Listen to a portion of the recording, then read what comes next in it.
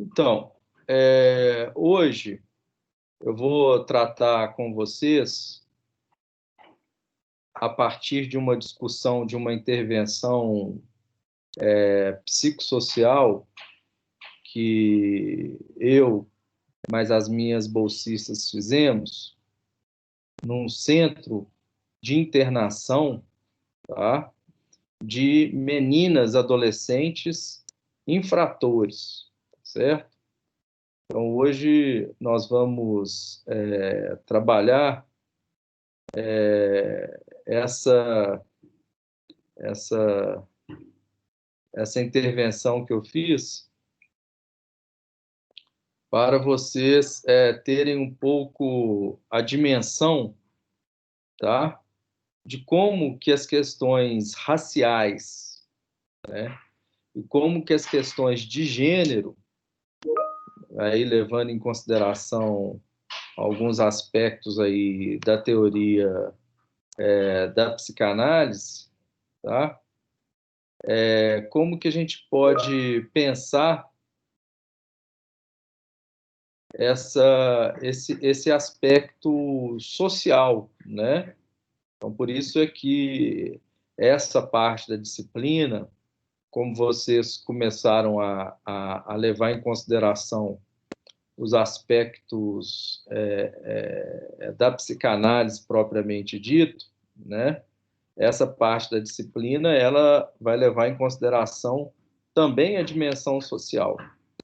Então, para pensar a dimensão social, principalmente que nós vamos trabalhar, num primeiro momento, as questões relacionadas ao racismo, tá? E na semana que vem, na outra semana, a gente vai trabalhar a questão de gênero. Mas para ilustrar um pouco mais estes aspectos, eu vou utilizar da, da, da disciplina, de uma intervenção, né, psicossocial que, que eu fiz, tá? No centro socioeducativo de meninas, certo? Levando em consideração a, a, a questão racial e a questão de gênero, tá? Então, eu queria compartilhar aqui com vocês. Vocês estão vendo esse texto aqui? Vocês estão tendo acesso a esse texto? Não, professor, tá parecendo Não sei o que é isso, parece até um pente.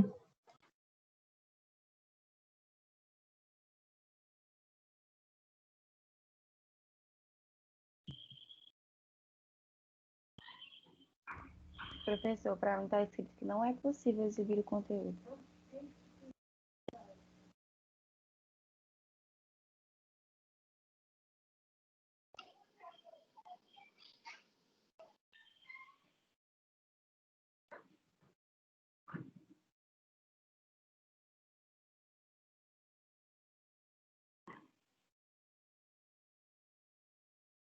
Vocês estão escrevendo aí? Quem está escrevendo? Eu testei aqui, tá dando para escrever. É uma lousa branca que abriu. Acho que não foi o documento, não. Como é que eu faço aqui? Interrompe o compartilhamento, aí abre novamente, vai abrir umas 4 opções. Uma delas é documento. Esse aí chama lousa branca, tem outro nome. Cadê interromper compartilhamento? Agora está no topo da página, no canto superior direito. Topo da página, no canto superior direito.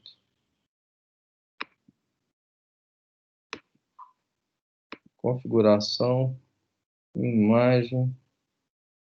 Não estou achando, viu?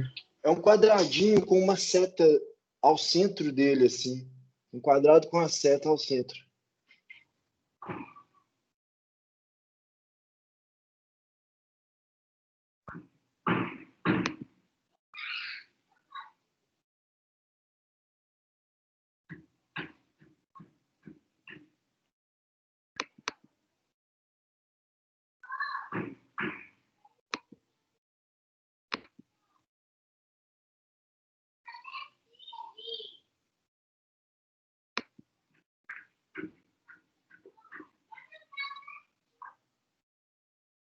Vocês têm acesso a esse texto aí, gente? Parar a apresentação. Tá, agora deu. Agora, aonde que eu vou pegar o texto aqui para compartilhar com vocês? Ignorar. Ignorar. Onde que eu vou pegar esse texto aqui? Bandeira. Se eu pegar o texto aqui, ó, nos meus arquivos, e compartilhar, Professor, é só você abrir o texto e depois abrir a bandeja de compartilhamento, que é esse quadrado com uma seta para cima. eu abri o texto, mas não abri a bandeja de compartilhamento.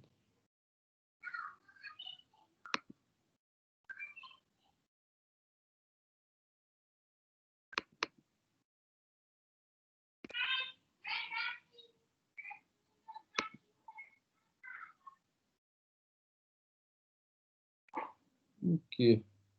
O texto está aberto. Aí agora o senhor pega e abre a bandeja de compartilhamento, que fica do lado do microfone. Que aí vai compartilhar tudo que aparece na sua tela.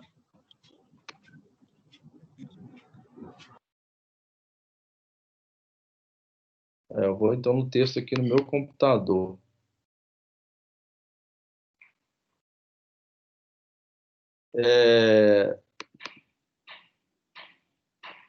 Então, o que eu quero trazer aqui para vocês, né? Assim como nós trabalhamos naquele exercício, né? Que vocês viram as questões relacionadas à inibição, ao sintoma. Vocês estão vendo o texto agora? Agora sim. A inibição, o sintoma e a angústia, e a posição de recusa de cada sujeito ali diante do processo pedagógico, diante do processo de aprendizagem, né? Eu trouxe aqui para vocês, tá ok? Essa intervenção que eu faço, que inclusive é um projeto de extensão que nós temos na FAI, na UFMG, que nós vamos nos centros socioeducativos, né? Os centros socioeducativos são espaços onde os adolescentes e as adolescentes que cometem atos infracionais, tá certo? Elas estão cumprindo uma medida socioeducativa, né?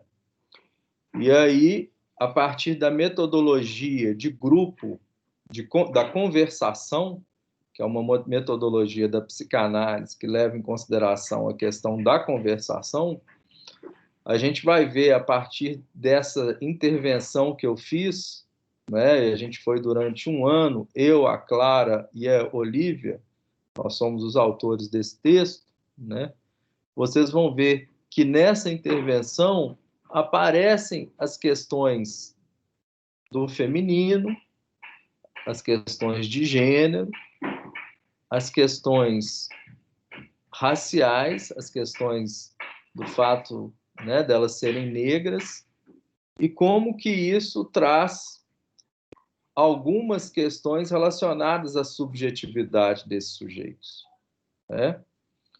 Então, na primeira parte do nosso curso, nós trabalhamos com a psicanálise e agora a gente está trabalhando com a psicanálise articulada, tá ok? Com as questões sociais, né? Por isso é que essa disciplina ela traz, num primeiro momento, a psicanálise e agora a psicanálise articulada às questões sociais, ou uma psicanálise numa perspectiva decolonial, né? Que leva em consideração os aspectos sociais do sujeito, né? Para trabalhar isso, né, a gente vai levar em consideração, então, esse texto, tá ok? Chama Comecei para ser bandidona bonitona, a criminalidade e as soluções femininas na adolescência. certo? Então, no estado de Minas Gerais, né, tem esse centro socioeducativo que se chama São Jerônimo, que fica na região do Horto de Belo Horizonte, tá? No bairro de Belo Horizonte, né? Que recebem meninas que cometeram atos infracionais, né? Nós fazemos uma intervenção clínica, tá? Com um grupo que se chama Qual é a Treta, tá? Esse grupo, então, no certo sentido, a gente tenta criar uma nomeação de um grupo que dialogue, né? Que as meninas consigam compreender, vamos dizer assim, qual que é o significado disso, daí a escolha de trabalhar com esse nome, qual é a treta, né? Essa expressão é uma expressão recorrente no vocabulário dos adolescentes e das adolescentes da periferia, né? Que quer dizer o que está pegando, né?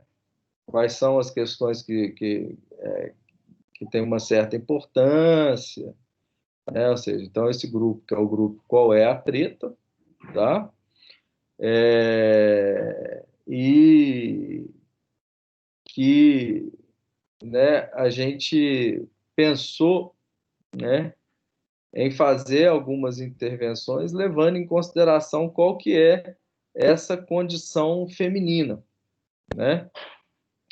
Então, para isso, a gente fez algumas diferenciações, né, para pensar os aspectos da feminilidade, do racismo, né, da relação desses sujeitos com o poder e da questão de gênero, né? Ou seja, nessa perspectiva, levando em consideração o aspecto de gênero, principalmente, né, a gente vai ver que essas adolescentes, elas se envolvem com relação ao crime numa perspectiva diferente com relação aos meninos, né? Então, por que elas resolvem fazer a escolha de cometerem atos infracionais, né? Então, vai aparecer um pouco isso, né? O que é ser uma mulher na periferia, né? Qual que é a relação desses sujeitos com a questão da maternidade? Muito cedo aparecem mulheres nessas classes sociais que acabam se engravidando, né? Qual que é a relação dessas mulheres com a figura materna, com a mãe? Como que essa relação da mãe ela se estabelece com esses sujeitos? Ou seja, se a gente entrar, então, no mundo, né, na subjetividade deste grupo social, levando em consideração a questão de gênero, a questão racial, a questão da classe, né? Você vai ver que existe uma gama de fatores sociais e psíquicos que dizem muito da realidade desse grupo, né? Então, é nesse ponto que eu quero começar a sensibilizar vocês, né? Se num primeiro momento a psicanálise ela trabalha a dimensão do sintoma e da inibição a partir da categoria de recalque, né, que nós vimos lá nos primeiros textos do Freud, agora a gente vai levar também em consideração como que os aspectos sociais trazem a dimensão de determinados sofrimentos psíquicos, além das questões psicológicas que nós já vimos na nossa primeira parte, né? Como que a dimensão social afeta os processos de aprendizagem também, né? Dependendo de qual lugar que você vem, você também vai ter um processo de aprendizagem afetado por esses aspectos. A questão do gênero, né? A questão racial, a questão da classe, né? Situações de vulnerabilidades sociais que, num certo sentido, dificultam os processos de aprendizagem, tá? E como que esses sujeitos eles se relacionam dentro do seu meio com determinadas, vamos dizer assim, determinada condição, né? Ali na periferia, nas comunidades, nas favelas, o que é ser mulher na favela, como que é ser mulher, o que é ser mulher negra na favela, o que é ser mulher negra homossexual na favela, ou seja, várias forças ali que dizem dessa condição. Então, quando a gente vai trabalhar a psicanálise articulada ao social, é importante a gente levar esse sujeito dentro de um determinado contexto. Tá certo, gente? Está dando para acompanhar? Sim. Então, por exemplo, né, a pergunta que foi dada durante as intervenções que nós fizemos, né? Ser fiel do bandido, ter fama e ter dinheiro, tá?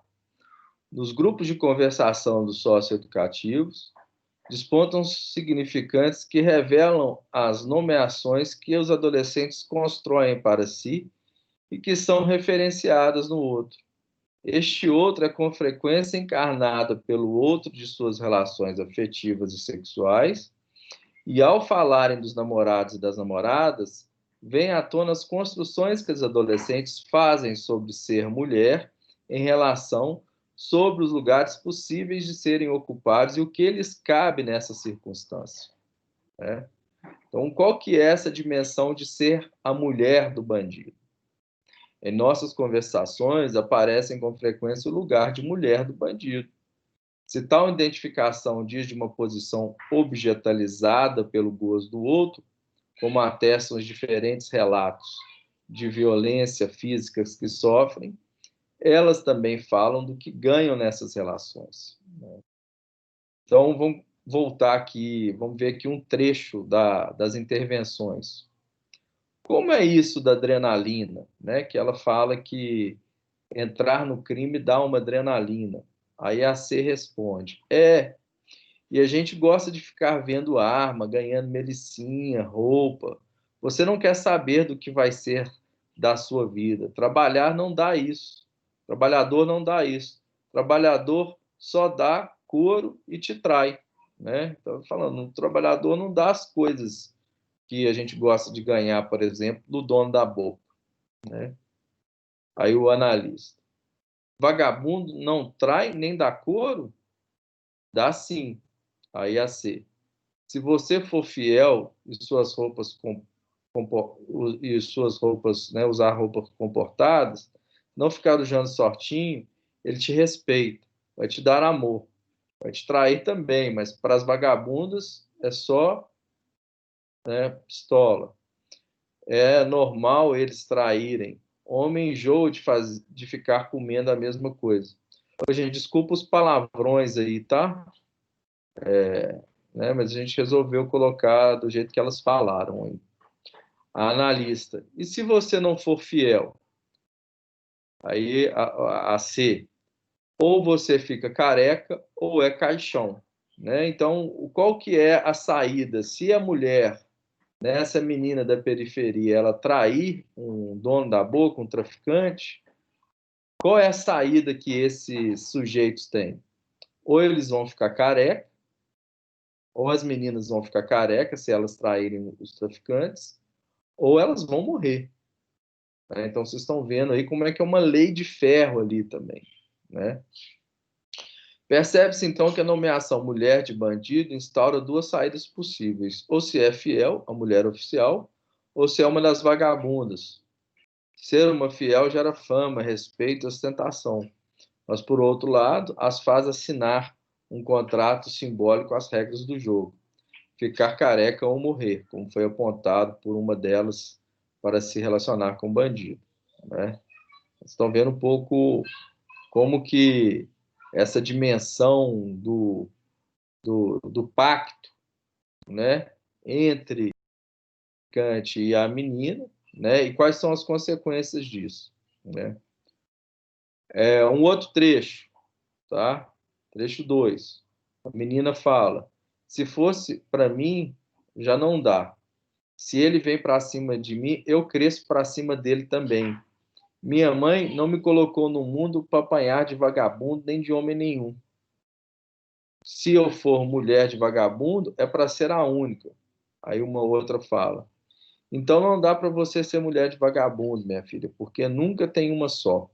Aí uma outra fala: por isso eu não envolvo com vagabundo, né?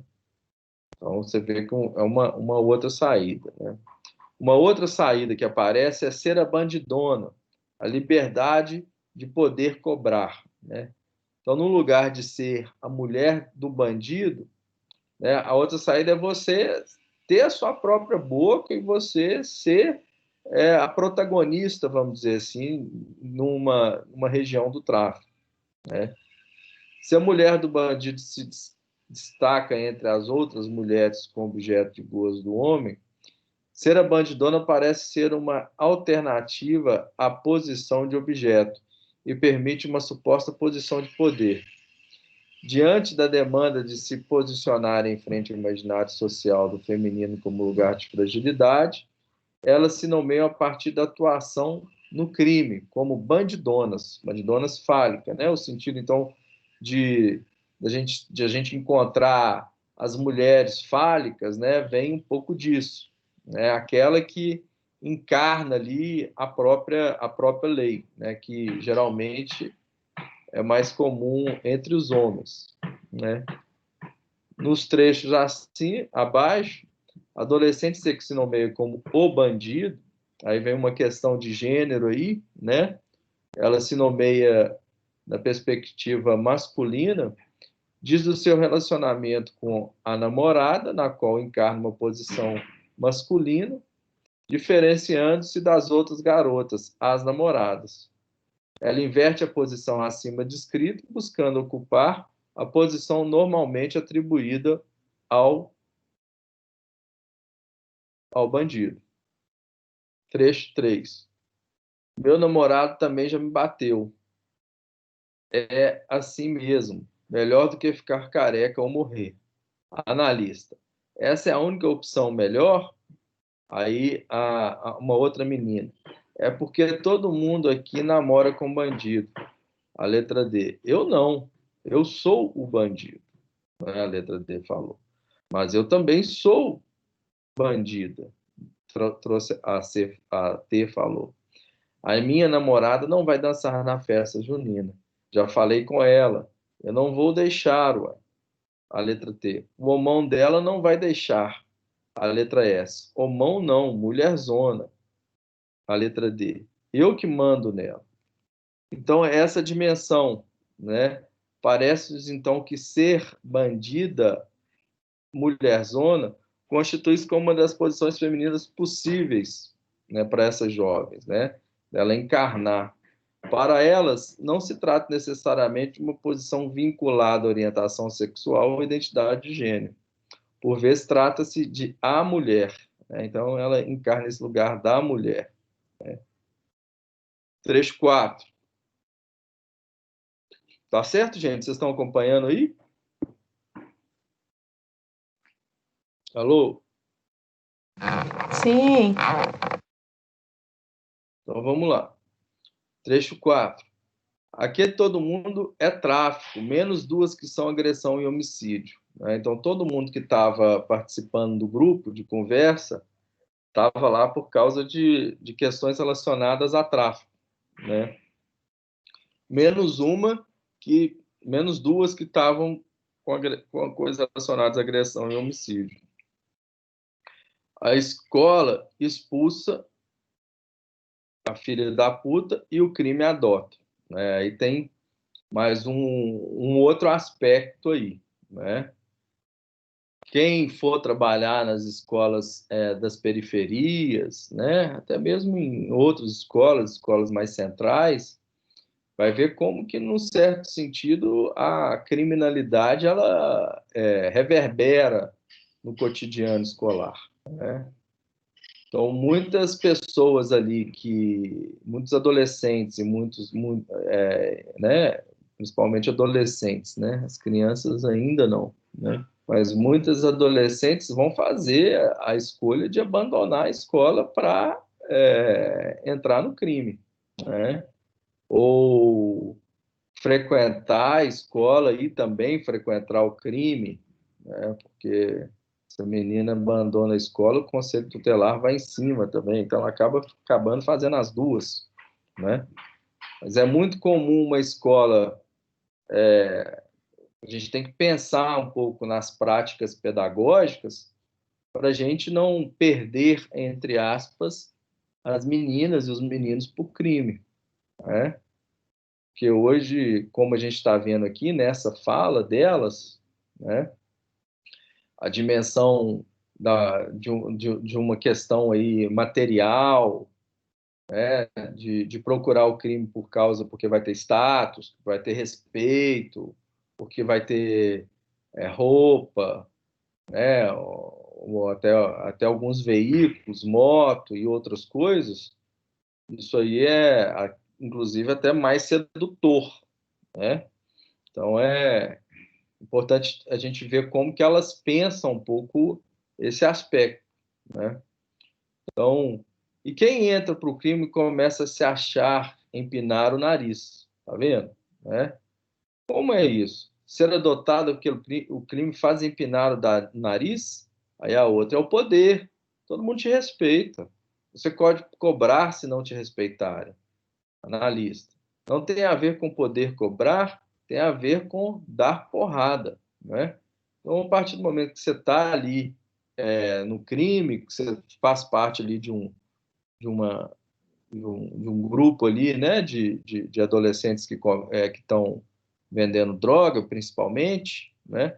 A comunidade te vê com outros olhos, né? Então, um pouco a fantasia deles, que a partir daí é que eles são reconhecidos. É como se estar na escola, ter um trabalho normal, eles entrassem num certo anonimato, não conseguissem produzir a visibilidade que se consegue quando esses sujeitos estão no crime, certo? Então, entrar no crime produz um próprio reconhecimento, né?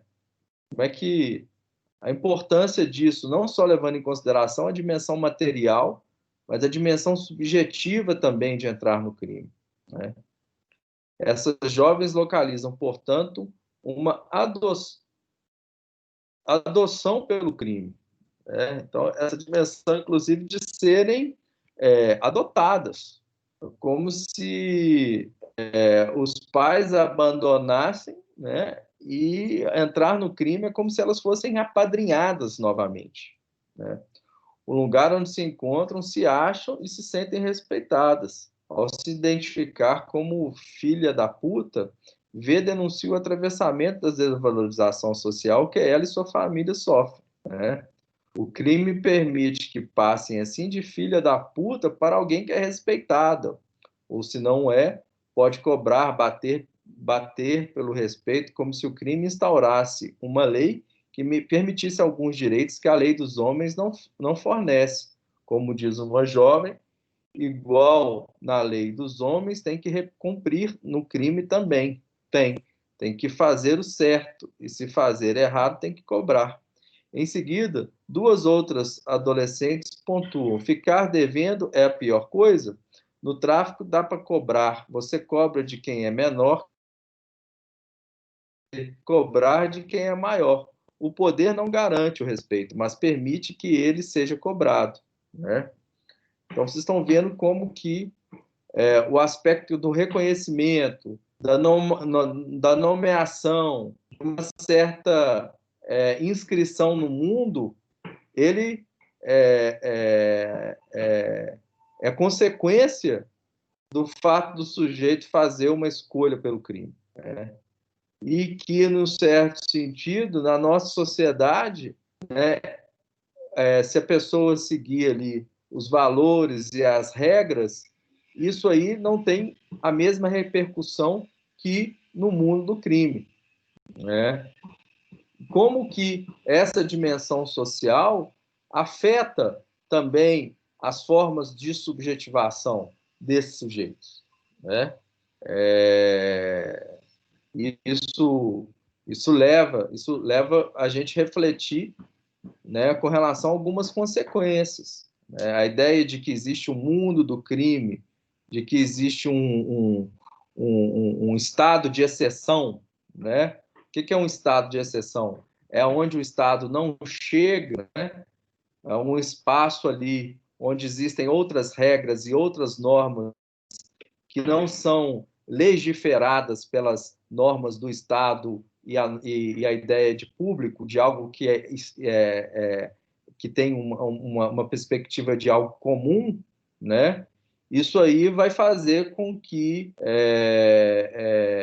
os sujeitos eles podem ir para um outro mundo que não é o mundo público e o mundo comum, trazendo as consequências desse mundo paralelo, certo? Porque a ideia, né, a ideia de um Estado único é de que, na verdade, o Estado ele vai conduzir a formação do sujeito e os laços do sujeito, pensando que ele vai sair da família, depois ele vai para a escola, depois ele vai arrumar um trabalho, depois que ele se formar, ou que se ele resolver fazer faculdade, tudo, né? Mas parece que tem um mundo paralelo, né, onde o sujeito ele pode fazer uma escolha que não é a escolha, vamos dizer assim, entre aspas, normal ou comum, né? Um outro aspecto, que é ser a ovelha perdida, o crime como resposta ao desejo materno, né? Ou seja, então você vê um pouco a relação desses sujeitos com a figura da mãe. Muitas das garotas falam sobre a culpa que sentem em relação à mãe por estarem internadas no sistema socioeducativo. Enquanto algumas se localizam como desviantes do desejo da mãe, outras dizem ter seguido o caminho da criminalidade devido à ausência dessa figura. Como diz uma das adolescentes, tem gente que quer carinho da mãe e não tem, aí vai buscar na rua, né? Então tem um pouco de algumas expectativas que a figura da mãe tem, tá certo? Com relação a essa adolescente, né? E as consequências disso, né? Para essas adolescentes fazerem a escolha com relação ao tráfico, né? A vida de cada um é uma. Minha mãe, por exemplo, trabalha na roça, não tem condição, mas mesmo assim consegue as coisas sem envolver com crime. Analista. Então você escolheu um caminho diferente da sua mãe? A G. Eu escolhi o do meu pai, a N. Eu é o caminho do meu pai e da minha C. Meu pai e minha mãe é igual. Aí, eu escolhi igual da minha mãe. Eu queria ter as coisas. Deixo a singularidade de cada um frente ao destino transmitido pela família e começa a delinear. Percebemos aí que o envolvimento com a criminalidade se dá para algumas como oposto à condição materna e para outros como semelhante. Se nesse caso podemos perceber as identificações dos garotos com suas mães, mais adiante, nessa mesma conversa, outras questões se desenvolvem. Trecho C. Eu queria ajudar todo mundo lá em casa. S. Eu queria ser o pai da casa. Aí, com 12 anos, já envolvi na criminalidade. Analise, ser o pai da casa com 12 anos, se é que a gente não pensa e ajuda do jeito errado. Eu queria ser a mãe da minha mãe. Queria que ela fosse quietinha e não fizesse nada. Eu faria tudo para ela. Eu queria agradar minha mãe, mas acabei não agradando nada, né? Então, você vê um pouco esse lugar. Eu quero ser o pai da casa, eu quero trazer algumas coisas. Então, aquilo que falta na família, esse sujeito com 12 anos de idade quer, no certo sentido, preencher aquilo que falta, né? Principalmente a dimensão material, né? Você vê várias respostas aí que esses sujeitos falam, né, para fazer a escolha com relação à criminalidade. O outro trecho. Se eu sou a ovelha perdida da família, o analista, a ovelha perdida é por causa das escolhas que a gente fez. sua mãe te ensina a ir na igreja e de repente você sai do caminho. E quem é desviado do caminho do Senhor? O pai e a mãe ensinam uma coisa, a gente faz outra. Mas minha mãe nunca me ensinou direito. Nunca me ensinou para não fumar maconha, para não dar. Né? Então você vê que tem um outro caminho, um outro paralelo. Né? Com frequência, a culpa de se desviar do desejo da mãe aparece na fala das garotas. Frases como: aqui é lugar onde o filho chora e não vê, amor só de mãe, minha mãe é rainha sem coroa, só conto com minha mãe, se repetem muitos encontros em que as jovens dizem de um remorso em relação ao ato infantil por causa de suas mães. Então, como se elas tivessem que responder, né, à mãe. Elas estão ali no centro de internação, cumprindo uma medida socioeducativa, e como que elas vão responder? Né? Como que elas vão...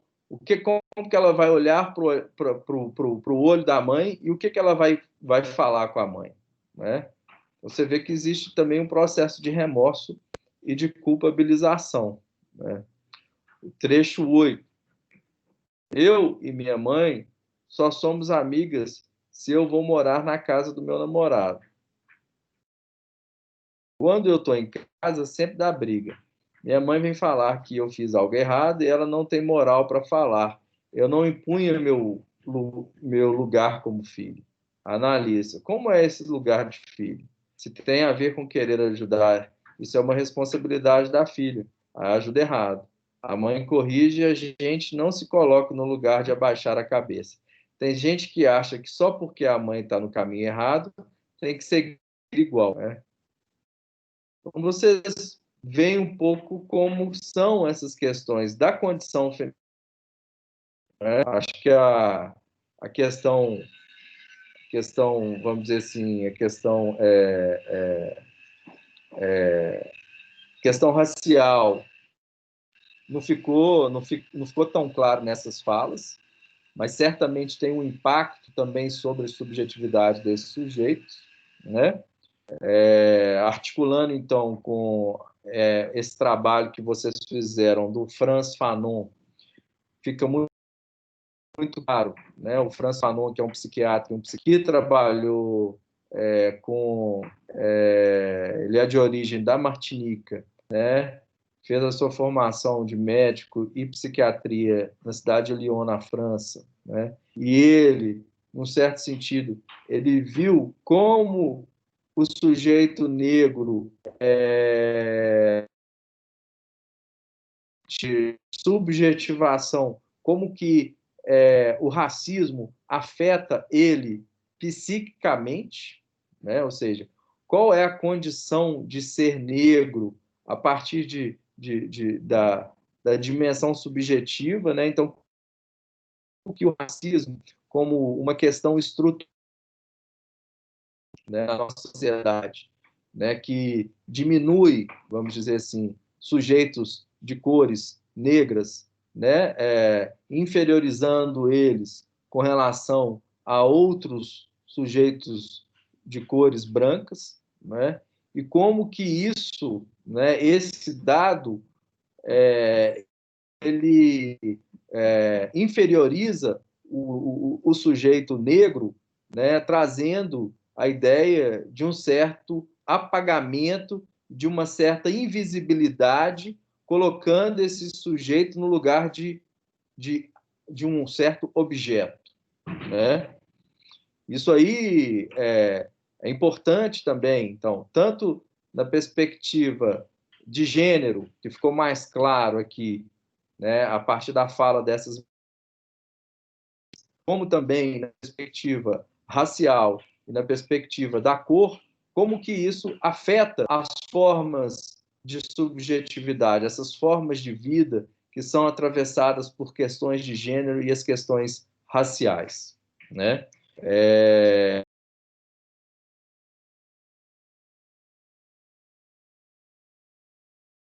Consideração que a psicanálise também é uma teoria que leva os aspectos sociais em jogo, né? Por quê? Porque dependendo da sua cor, dependendo do seu gênero, né? Dependendo da sua classe social, você pode ser afetado, né, pela imagem que você tem de você mesmo, né? E pelo olhar do outro, porque o olhar do outro é que vai produzir em você um reconhecimento, certo? É a partir do olhar do outro, né? A forma em que o outro te olha é que você vai ser reconhecido ou não, né? Então, vamos levar em consideração essas questões relacionadas ao gênero, a questão racial e a questão esses aspectos com relação ao espaço escolar, né? Vários sujeitos dentro do espaço escolar são invisibilizados, levando em consideração o aspecto do gênero e a questão racial, né? Um sujeito que faz uma escolha homossexual, um sujeito transexual, um sujeito, a mulher, né?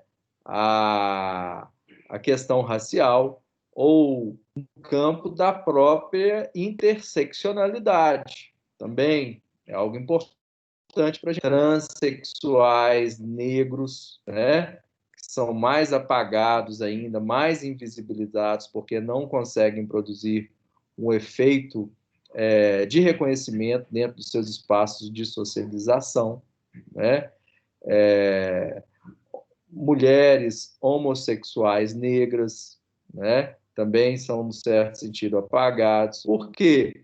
Porque, levando em consideração o aspecto masculino, o gozo fálico, são gozos que, no certo sentido, eles são inscritos socialmente de uma maneira muito mais efetiva, né? O homem branco dentro de um espaço escolar, um adolescente branco, os próprios jogos de linguagem, né? A gente recorrentemente a gente usa as palavras no plural utilizando a palavra masculina. Bom dia, alunos, né? Como estão vocês? Gostaria que os alunos falassem um pouco, ou seja, nos próprios jogos de linguagem já existem uma relação de poder, né? Isso, inconscientemente, dentro desses espaços de socialização, dentro desses espaços escolares, certo? A gente percebe que os sujeitos são afetados por isso, né? A gente percebe que existem determinados efeitos ali, né, de determinados jogos onde os sujeitos eles são necessariamente afetados pelas questões relacionadas ao gênero, questão da raça, né? Principalmente, né? Então, a entrada aí, agora, principalmente no primeiro momento que nós trabalhamos na semana passada, o Frantz Fanon, né? Agora, trazendo um pouco a questão do gênero e a questão racial, para a gente pensar os aspectos relacionados ao crime, né? E semana que vem nós vamos trabalhar a Judith Butler, que também, né, se o Frantz Fanon trabalha mais especificamente a questão racial, a Butler trabalha as questões relacionadas ao gênero, certo? É importante a gente levar em consideração esse aspecto, né? Que isso tem consequências, vamos dizer assim, no psiquismo de cada um, tá? Isso tem consequências no psiquismo de cada um, né? Isso tem consequências. O social afeta o individual. O social afeta o psíquico. Tá certo, gente? Como é que vocês estão aí?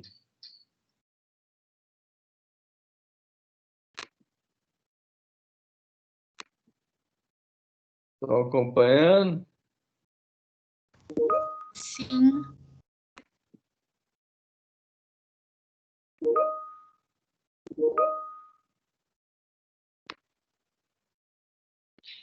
Tem algum comentário sobre esse texto? Alguma questão? Eu só achei bem impactante tudo isso, né? Você conhecer uma realidade meio que diferente da sua, ver que tem pessoas que veem na criminalidade uma fuga para alguma coisa mesmo. E não só, sei lá, uma falta de responsabilidade.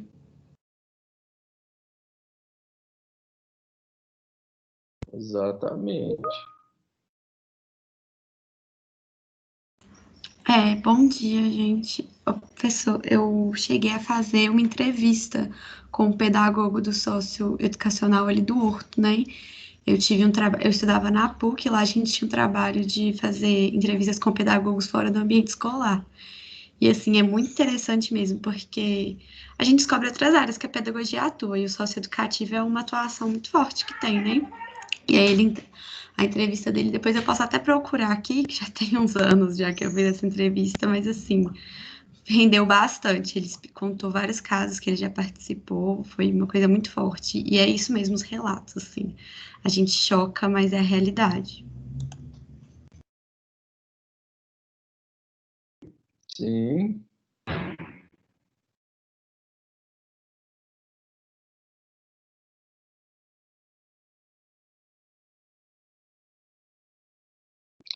E, gente, articulando um pouco as questões do Fanon, né? Vocês conseguiram visualizar aí o que vocês viram do vídeo da semana passada com relação a isso que a gente está vendo aqui hoje? Eu estava justamente pensando sobre isso, professor, se a questão da máscara branca sobe a favela na hora de pensar a questão de entrar para o tráfico, se nas meninas negras isso é mais forte do que nas meninas brancas. Eu fiquei refletindo muito sobre isso. Muito boa a sua pergunta.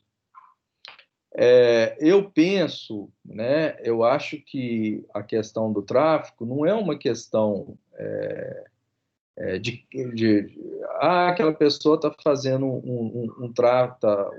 no tráfico de droga porque, né, não tem vergonha na cara, é um criminoso, que a gente vê muito por aí, esse discurso é um discurso moral, né? Discurso moral desse ato. Mas na perspectiva da psicanálise, da teoria social, a gente tem que levar que o tráfico e a delinquência, ele é um sintoma social, né? Se a gente vive numa sociedade racista, se a gente vive numa sociedade de uma grande parcela, extremamente desigual, em que uma grande parcela não tem a mesma oportunidade que uma pequena parcela, entrar por tráfico tem algumas consequências e essas consequências têm uma relação direta com uma certa conjuntura social, né? O sujeito que procura o tráfico é sempre o sujeito mais pobre, é sempre o sujeito, na maior parte das vezes, são sujeitos negros, na maior parte das vezes são meninos, não são meninas, mas a gente viu agora as meninas e por que elas procuram o tráfico, ou seja, tem um recorte sociológico ali, uma certa média que se pode fazer para ver que tem um determinado perfil, para a gente pensar que aqueles grupos que acabam fazendo essa escolha, eles fazem a escolha com relação ao tipo de sociedade que nós temos, né? Então, nós educadores, psicólogos, sociólogos, nós da área das ciências humanas, a gente tem que ver isso como um sintoma social. A própria evasão escolar como um sintoma social. A gente não pode ver como o discurso jurídico, por exemplo, o discurso do direito, que só quer saber, né, o sujeito cometeu um ato infracional, então ele vai ter que pagar por isso, sem querer saber da cor, sem querer saber da origem, sem querer saber da classe social, sem querer saber do gênero, né? Ou de um psiquiatra que vai lá fazer um laudo psiquiátrico para falar, não, fulano de tal tem um transtorno de conduta e por isso ele tem que tomar um medicamento. A gente não, a gente tem que ver que, na verdade, é uma gama de fatores, é uma gama de forças ali que se convergem para produzir esse tipo de sujeito. Tá claro isso?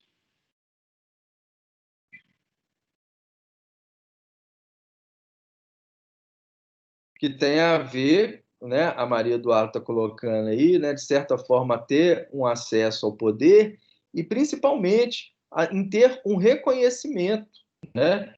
Vamos pensar, a máscara branca aí seria o tráfico, né? Seria o reconhecimento, seria a máscara branca.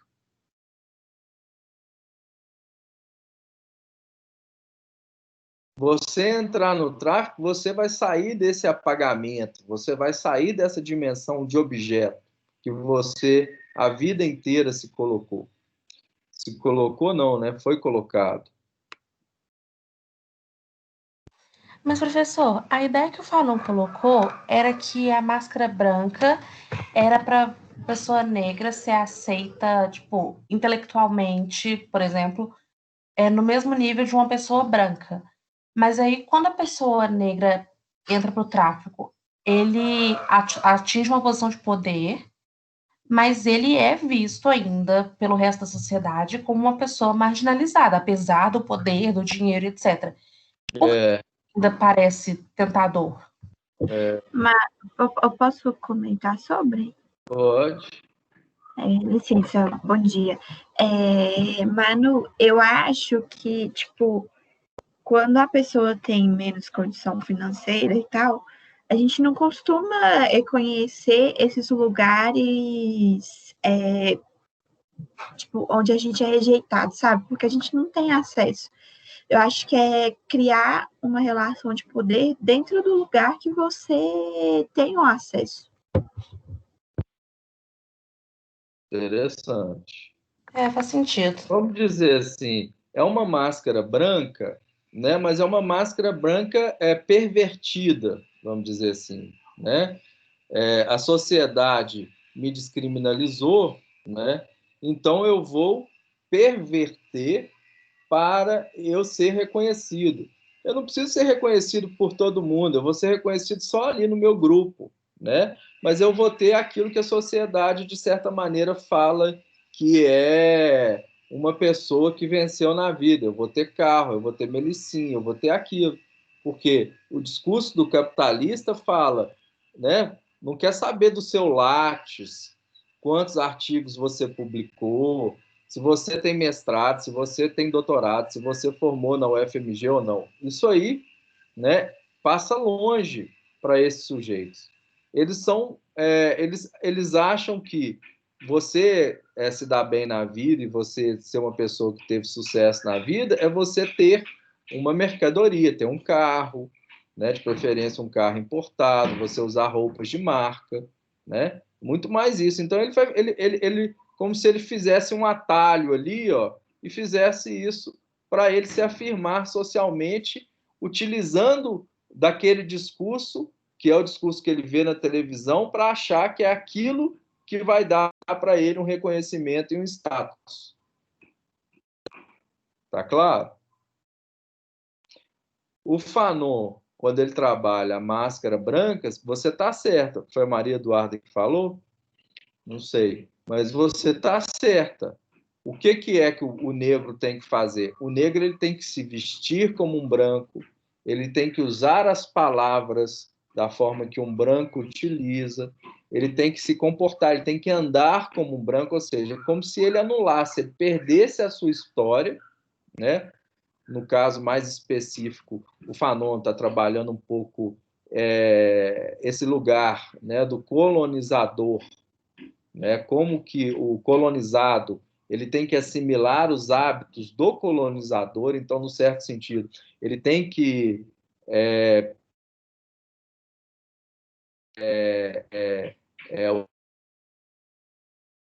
colônias francesas, né, por exemplo, sai aqui do Brasil e vai para Portugal, ou sai das colônias francesas, Martinica, outras colônias, né, Congo, e vai para a França, é como se ele tivesse que se anular, né? E a partir do momento que ele se anula, ele passa a ser reconhecido, ele tem que se escrever como um francês, ele tem que usar as palavras como um francês. Vocês estão me escutando? Parece que deu uma travada aqui. Tá tranquilo por aqui. Porque parece que travou. Então, vocês estão vendo, tem uma certa diferença mesmo, né?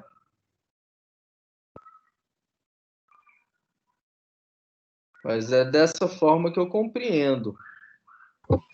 O que eu, tipo assim, tá, eu comecei a pensar isso agora, é que o senhor falou de pegar as maneiras do colonizador e, tipo, se desvencilhar do que você é para poder agir como o colonizador agiria.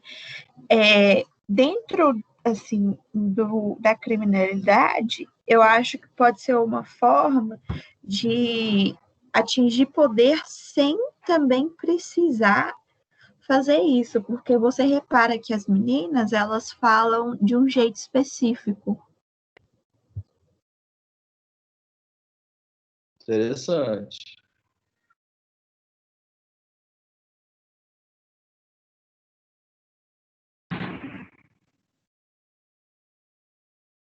Porque aí é tipo um meio de levar a sua cultura para uma posição de poder.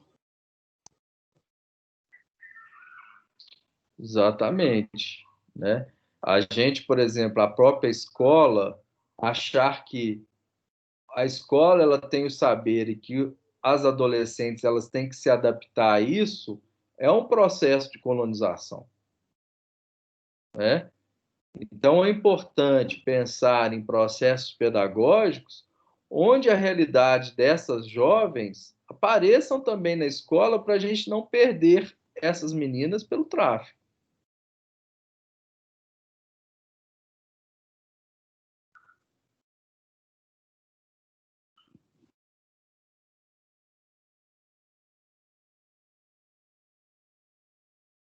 Tá certo, gente? Só o processo do embranquecimento e ainda assim não será suficiente para a sociedade racista, sim. Ana Torres trouxe uma contribuição aqui também.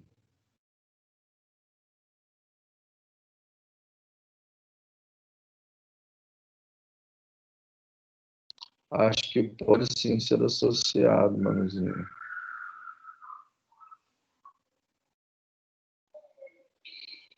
E vocês, né, gente, vocês estão acompanhando também que essas discussões hoje elas estão muito fortes, né? Nos Estados Unidos, por exemplo, né, as lutas antirracistas nos Estados Unidos, vocês estão vendo, acompanhando ali como é que está muito intensa essas discussões?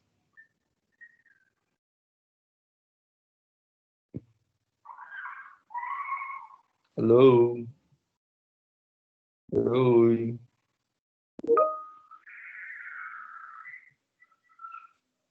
Sim, né? Então é importante, aqui no Brasil, se vocês têm tido acesso a alguns textos sobre essas questões, por exemplo, Grada Quilomba, alguém conhece Grada Quilomba? Ou de Janira Ribeiro?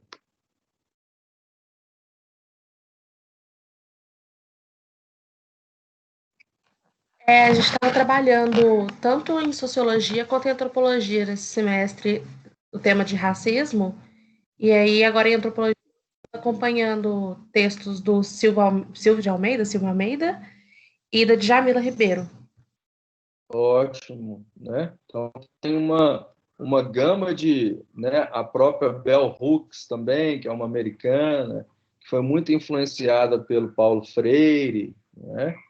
Então todas essas discussões elas são importantes para a gente pensar essa lógica do reconhecimento, né?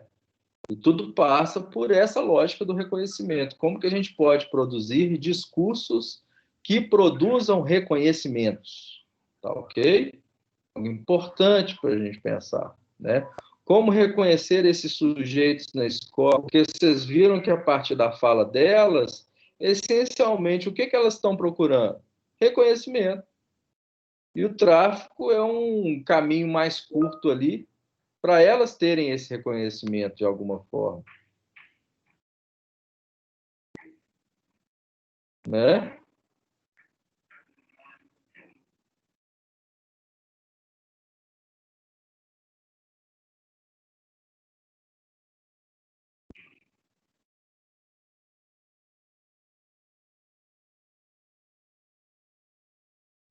Tem mais alguma questão?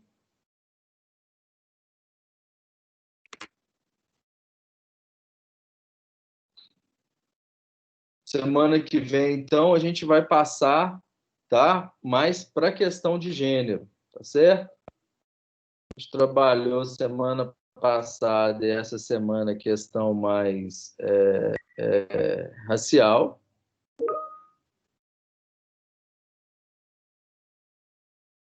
Tá? Agora, semana que vem, a gente vai trabalhar mais a questão de gênero.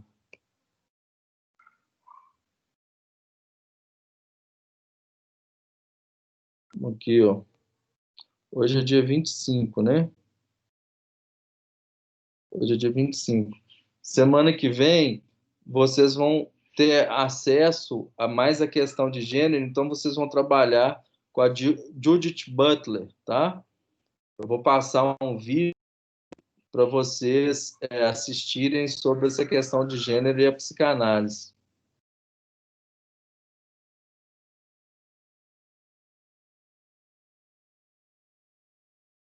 Podemos seguir, gente?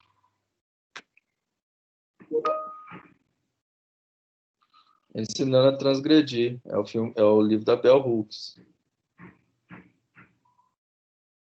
Se vocês quiserem compartilhar, tá? Esse material no nosso grupo, podem compartilhar. Breonna Taylor, né? Tem deixado bem evidente os problemas raciais. Exatamente. Ontem, o assassino dela simplesmente pagou uma fiança e foi liberado. Exatamente, Ana. Mas a gente tem que pensar isso também no Brasil, né, Ana? Porque se a gente for ver, os Estados Unidos, a população negra americana é só 10% da população americana, né? Enquanto que a população negra brasileira chega a ser mais da maioria, chega a ser 60% de negros e pardos, né? Ou seja, o Brasil é um país essencialmente, né, de uma população de negros e pardos, cuja voz, né, está extremamente invisibilizada, né? Então, a gente tem que pensar também no nosso contexto, que a maioria da população brasileira é de negros e pardos.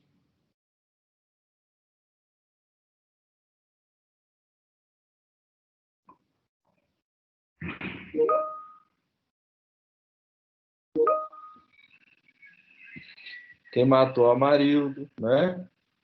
Quem matou Marielle, né? Ou seja, isso aí diz de uma população ser eliminada sem ter os assassinos revelados. Vamos pensar na grande parcela da população de jovens negros que morrem diariamente no Brasil, principalmente envolvidos no tráfico, né?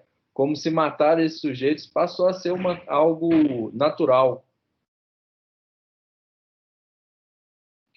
Vocês chegaram a ver o vídeo que eu fiz sobre o Frantz Fanon?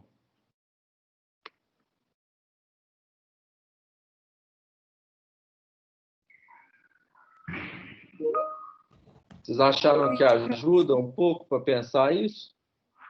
Você fala da aula passada sobre racismo? Sim, chegamos. Vocês acham que ajudou um pouco aí para pensar um pouco como que a questão do negro, como o Frantz Fanon, acho que ele traz elementos para pensar como que o negro ele subjetiva, vamos dizer assim, né?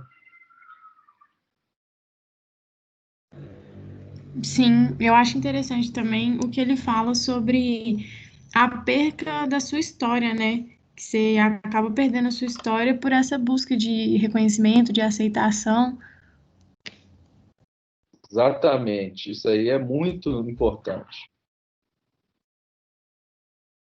Como se você tivesse que se anular, né?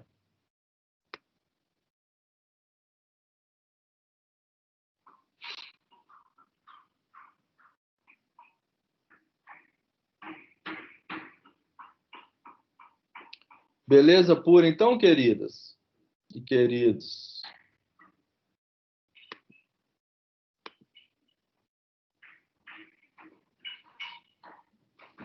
Mais algum comentário, alguma pergunta?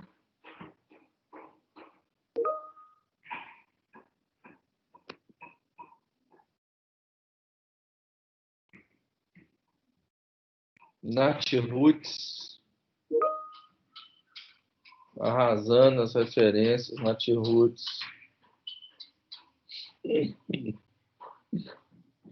Isso aí, Nath Roots.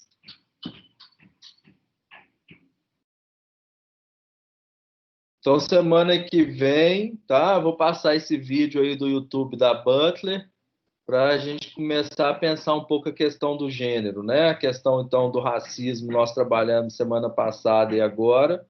Hoje a questão do racismo junto com a questão do gênero. Semana que vem a gente trabalha mais a questão do gênero. Pode ser?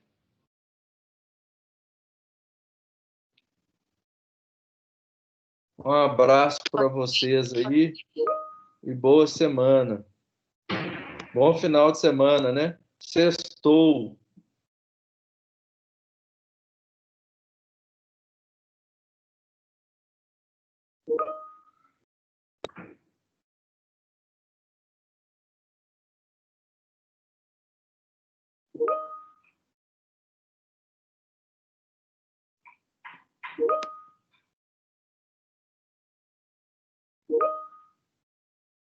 Abraço para vocês. Professor, bom final de semana.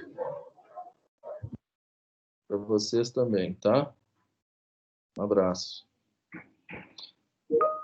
Não se esqueçam das atividades, das tarefas, hein? Tchau.